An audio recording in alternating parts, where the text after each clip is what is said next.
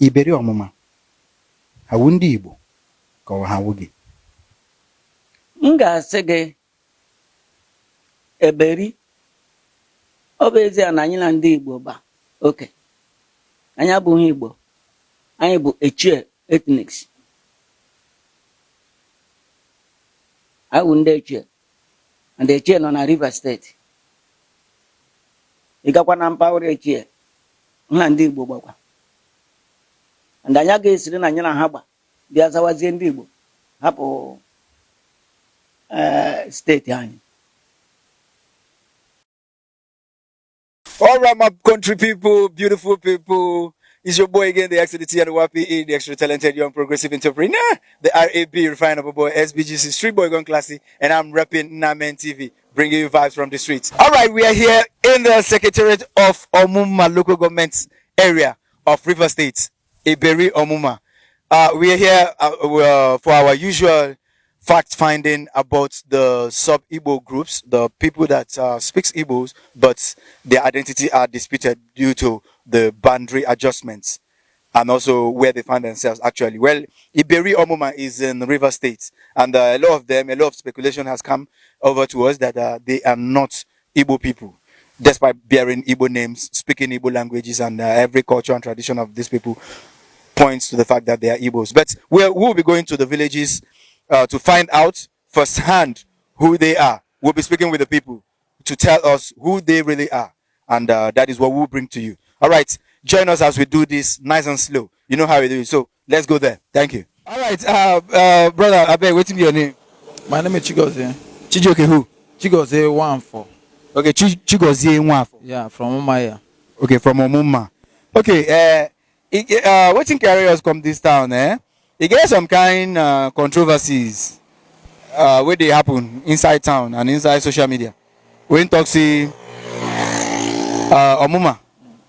Omuma people, Omuma Iberi Omuma, where would they here now inside Iberi Omuma local government?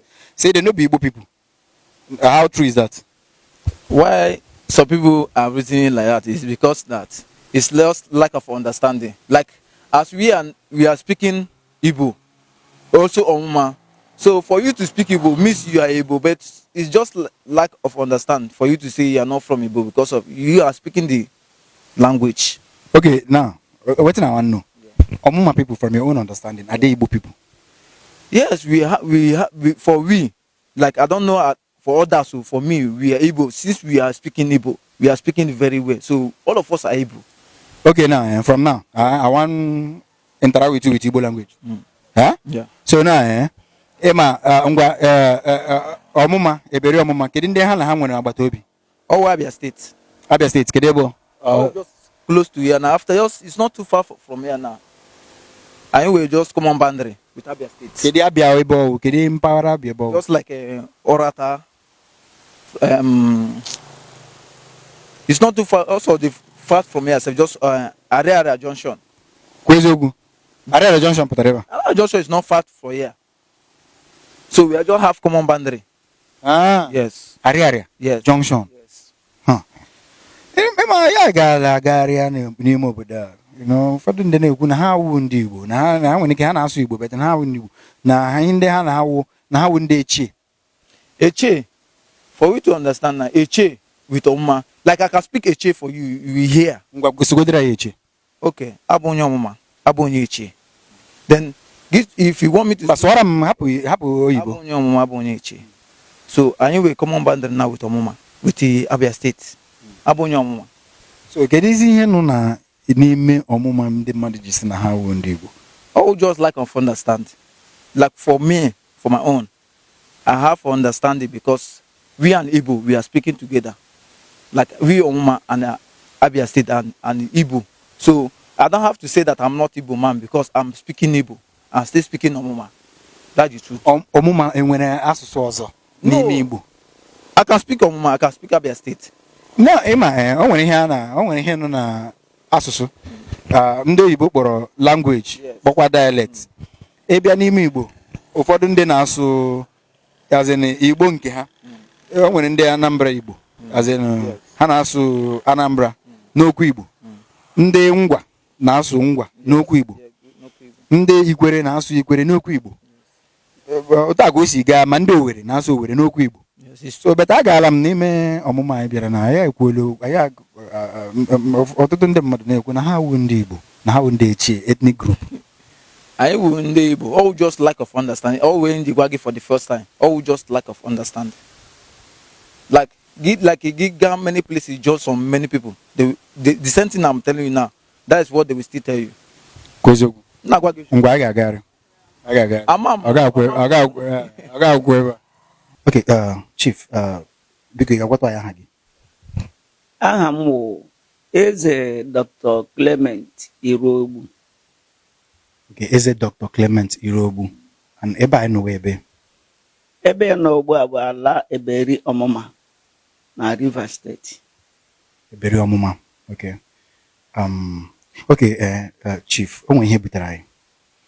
Ihe a butere anyị agaala mpaghara ebe dị iche iche n'ala Rivers State. And ihe anyị na-emewo anyị na-achọ ijikọ Igbo ọnụ. Ndị nwere ihe gbasara Igbo. Mana anyị ga-conclude njem anyị na Rivers State bịa gawa ebe a na-akpọ Delta ebe nwekwere ọha na eze Igbo.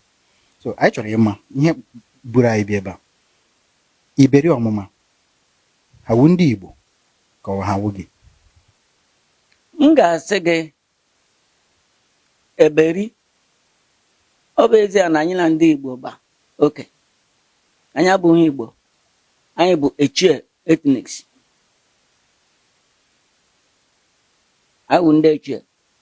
And Echie nọ na Rivers State. Ị gakwa na mpaghara Echie nha ndị Igbo gbakwa. And anyị ga-esiri na anyị na ha gba bịa zawazie ndị Igbo hapụ steeti anyị. Okay. Ihe gbasara ihe gbasara Igbo a ọwụ maka steeti ka o ji wụrụ na Echie na Eberi Ọmụma ji ha awụghị ndị Igbo. Ihe o jiri bụrụ na ịbịa n'okwu asụsụ anyị na ndị Igbo anaghị asụ otu asụsụ ka a ga-asị na anyị ga-anụtara okwu. O nwere ndị anyị nwere ike n'okwu ha nwekwara ndị nwere ike n'okwu anyị n'Igbo. Ọ bụ dat na ihe dum Igbo kwuru na idum ga-anụcha ya. Ịma ihe nke a ọ rara ahụ maka na anyị ma na Igbo na-asụ n'olu mba dị iche iche n'ime Igbo. Because enwere mba dị iche iche like mụ onwe m awụ m onye Mbiri.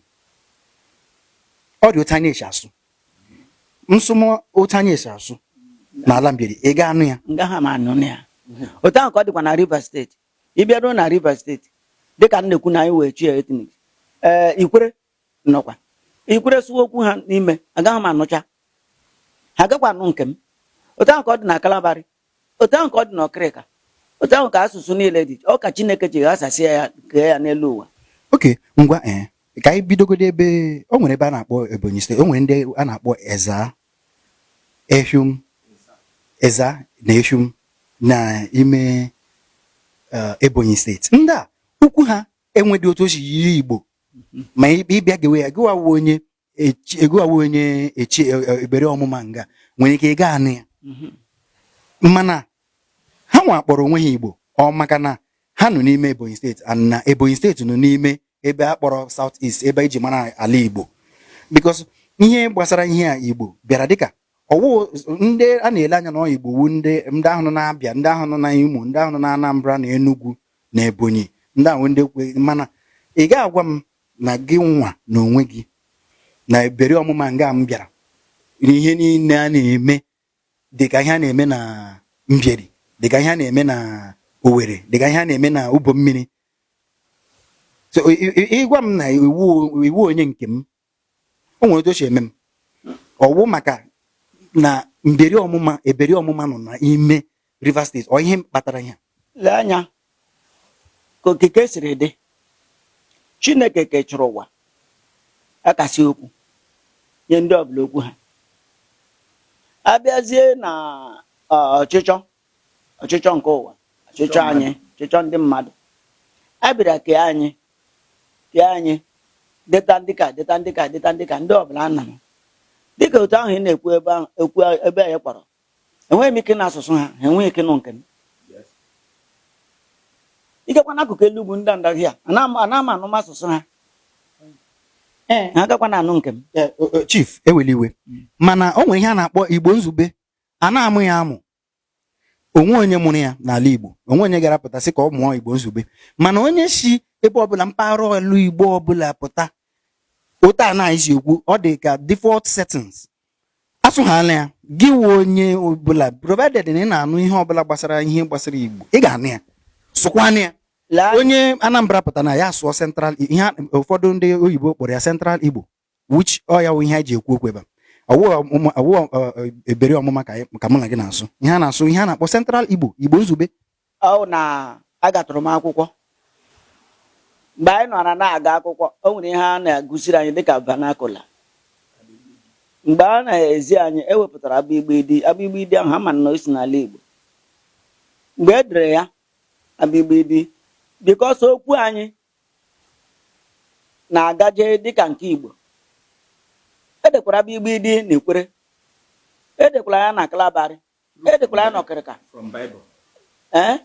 de na ọ bụ ka anyị wee mụta ka esi asụgharị asụsụ ka m na-asụ ugbu a o nwere ụmụ m ga-akpọ ha batara ohi a mụ na ga na-ekwu okwu a ha ga-asị m papa ka ị nakwa na asụ gịnị bikos ọ bụrụ ma m sụọ asụsụ ebere ọmụma mgbe ochie ị gaghị aghọta m nke ọma isi na isi mberi wuo Owere ị gaghị asụsụ Owere mgbe m gakwara ebe ahụ ma na a na-asụ mkpa akpa and so on and so forth. I don't Jemekpa and see we don't understand that.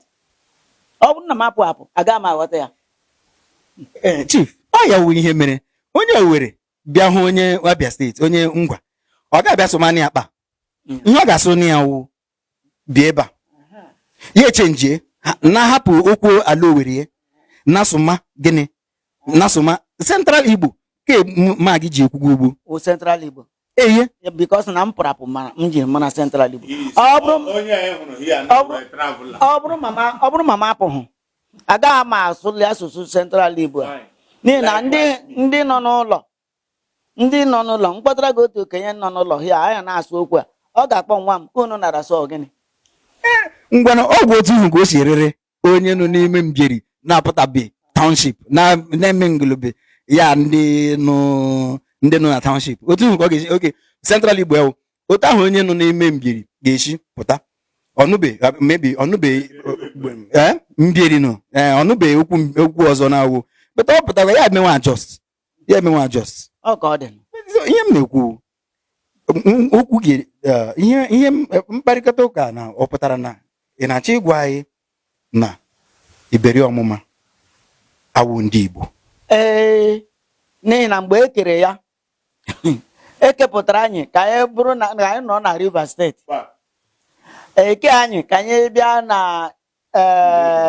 Abia steeti maọbụ Owerri maọbụ ebe dum ọ na Abia steeti ọ bụ na Rivers steeti ka e kere anyị nọ o gwara ndị nyere ha gbahịa ụmụiku awụ Abia steeti ha sụwa asụsụ ha ya ugbu a ị gaghị agọta ejiragịrị mehekọ asụsụ ha ejiragịrị mehekọ ejiragịrị mehekọ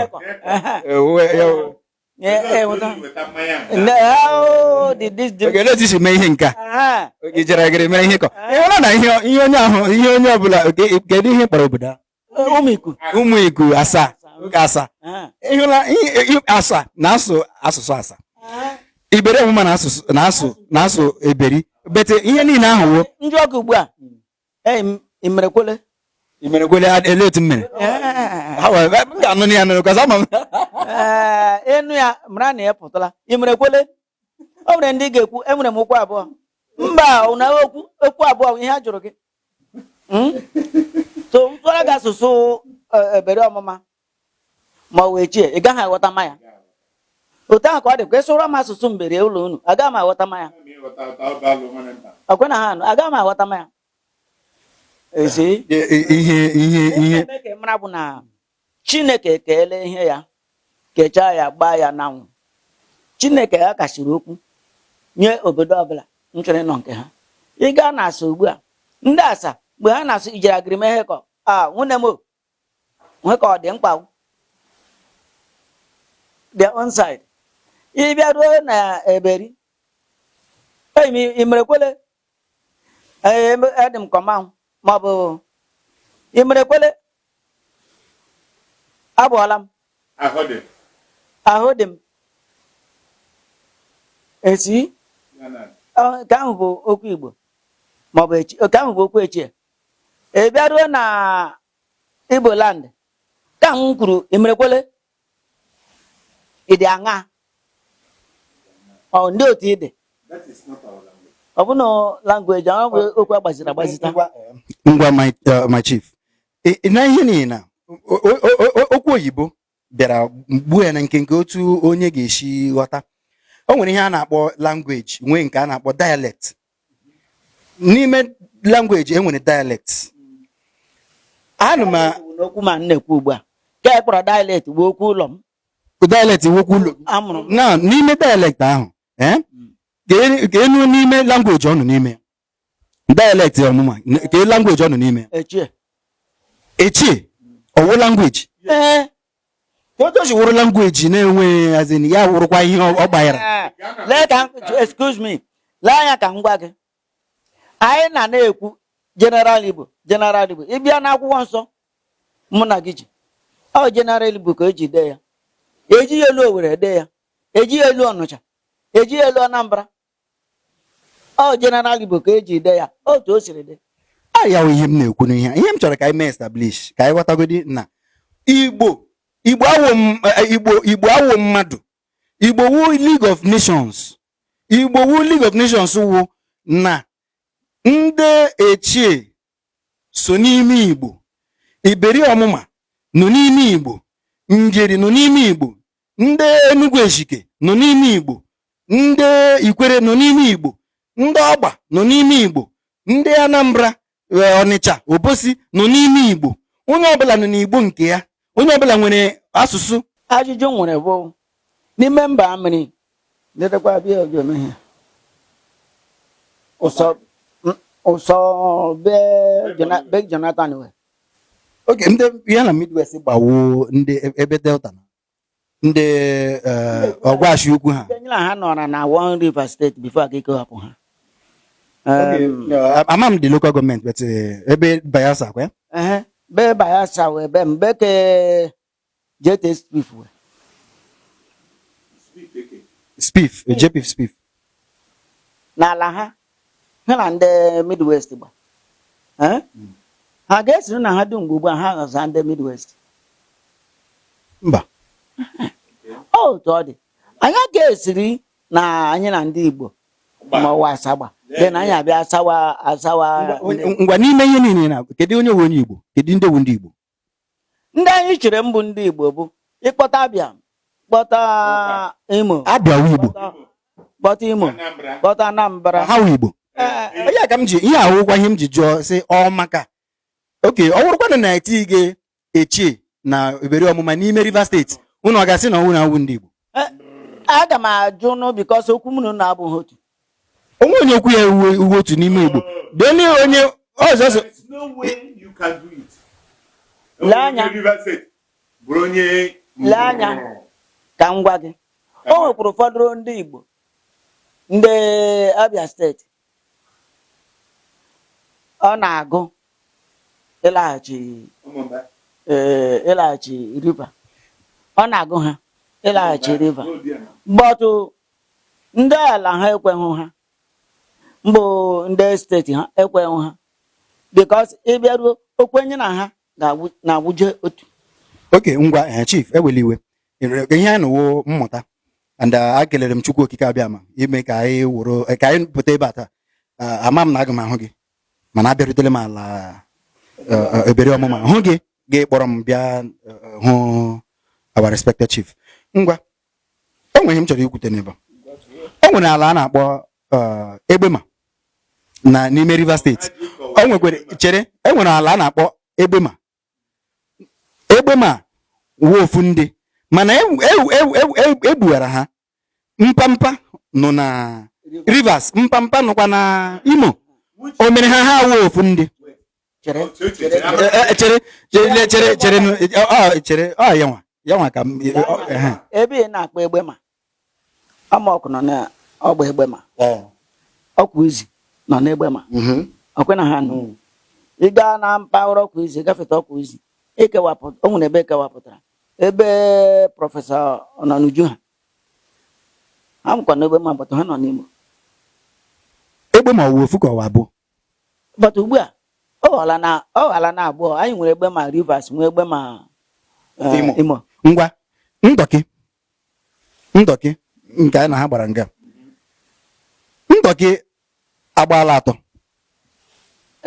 ka ha si egbe atọ e nwere ndọkị etiri na Abịa nwee ndọkị etiri na Akwa Ibom nwee ndọkị etiri na Rivers ndọkị nke etiri na Akwa Ibom mana na ha na-anụ asụsụ Akwa Ibom chere ọbata ndị ndọkị ha na-amekwa ofu ihe ndị ndọkị ha na-asụkwa ofu asụsụ ndọkị agaala m gaa hụ onye ndọkị na-asụ Igbo sịkwa m na ọwụ onye Igbo onye ndọkị nke nọ na Rivers steeti anaghị m agarubeghị m achọrọ m kwara m ịga ndọkị nke nọ na Akwa Ibom gakwa nke ndọkị nke nọ na Asa ka m mara lee anya a sị na ndọkị ekere ha otu ahụ ọ ha si kee ha because mgbe a nọ n'ọmụma mgbe anyị nọ n'ọmụma anyị na-echi nọra n'otu ma mmiri eri ọtụtụ ụmụ anyị ebido bee akwa Chineke nọ n'eluigwe anụ akwa anyị nyere anyị aka egbube mmiri ahụ ụzọ anyị ka dị tru anyị na ha ka na-emekọta ihe omenala anyị wụ otu ihe anyị ga-eme taa ọ bụ anyị gaa anyị na-eche soro ome ya ọ ga-osiri dịrị anyị mfe dịka omenala anyị siri dị omenala Echie na omenala Asa anyị na ha gba abụghị otu anyị nwere omenala ịbịa ruo n'ala ebere ọmụ nọ laka ebe nọ ugbu a wụ ụmụalịka anyị nwere ụmụnye nwee ume ebie nwee ụmụ mkpeta na ala anyị nọ ugbu a but these 4 villages we don't intermarry but ị gaa na Asa Ọnamaraka nwere ike lọ Ọnamaraka ọgwana ha anụ Ọnamaraka nwere ike lọ Ọnamaraka but not like that here ka ahụ bụ one custom ị ga-eburu uche and ọjị anyị pali ọjị nyewe ọjị ọ bụrụ ma anyị nọ na meeting ugbu a m welite ọjị aga m achọ the smallest boy nọ n'etiti anyị nye ya ọjị ọ chọwa onye tọrọ ya bunye onye ahụ m tọrọ ya ebunye onye tọrọ ya onye ahụ ebunye tili ya eruo to the elders ngwa na ihe akwụkwọ omenala Igbo kedu omenala eberi ọmụma na-eme dị iche from Igbo omenala Igbo ịma enwere ihe wọdịbe ndị lee anya ịbịa na some part of Igbo ejere m o nwere ebe m gara na some part of Igbo ewepụta ọjị ma hụ na onye oku mmadụ jiri aka ya na-awa ọjị n'ala Igbo kedu ala Igbo ebe o juru eju ebe m jere na mpaghara ala unu mpaghara owuru saịdị unu agala m ebe m gara ọlụlụ nwaanyị ewere ọjị enye apanye onye okenye were ọjị a na-awa ọjị ahụ ị ga-agwa ya ebe ihe ahụ mere anyị agakwa ebe ahụ ga chọpụta because ihe a na-eme wee ịkpọkọta Igbo ihe imekọta Igbo ọnụ ka anyị na-eme ọ nsọ na ala ọmụma data okenye gị ga-eji ọjị wa onye ebuli ọjị nye m ọ nsọ na ala ọmụma a na-eme na Imo steeti Ọhaji Egbema nwụ Asa ka nọmụagara enwere ndị Asa asị ndị na Owerri unu ha na-eji aka ha okenye ha na-awa ọjị n'Owerri na Owerri unu but ọnọhụ na ọmụma ọnọhụ na ọmụma na ọmụma nga anyị nọ ọ okenye gozie ọjị enye nwatakịrị ka ọwa ka o zuo mmadụ dum and ọzọ anyị anaghị egbu ọjị ka unu si egbu ọ bụ mana awa ọjị ahụ ọ ga-awa ya n'aka ọ gaghị egbubi mkpịsị My beautiful people, honestly, we are on a fact finding, like I said, and we have gone so far, we have come so far, and we are doing great. I will want you to keep sharing this video, Let it get to the south, let it get to the north, let it get to the east, let it get to the west, so that a lot of people will be educated. And I thank you for watching. I thank you for really supporting this program. Join me as we make move to other towns and unify Igbo. Thank you.